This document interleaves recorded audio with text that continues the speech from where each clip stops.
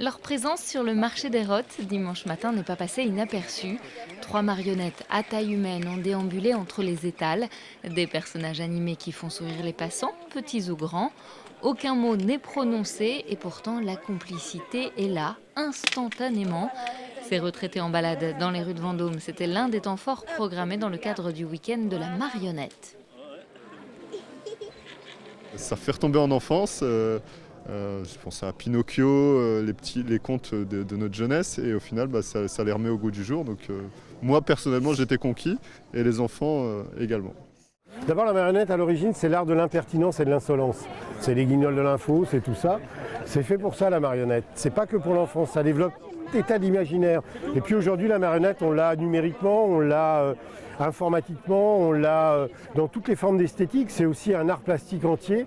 C'est un peu comme l'opéra, c'est un art total, la marionnette. On a de la scénographie, on a de la dramaturgie, de l'écriture, de la poésie.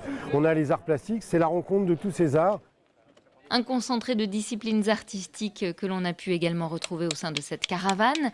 La plus petite salle de spectacle ambulante au monde, 19 spectateurs par représentation et l'histoire de Lucien, un photographe noir et blanc qui ne veut pas voir la vie en couleur. Une autre animation gratuite pour fêter la labellisation de l'hectare par le ministère de la Culture.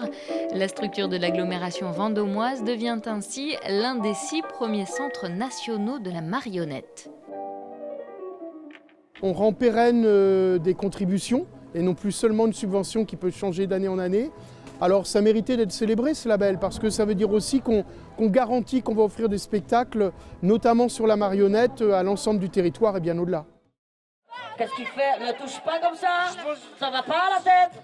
Ça va pas? Non, donc c'est non, hein. Si la marionnette se doit de conserver une place de choix dans la programmation de l'hectare, pas question pour autant d'oublier le théâtre, la danse, la musique ou les arts du cirque. Les mots d'ordre restent curiosité et créativité. Allez, on s'amuse les enfants!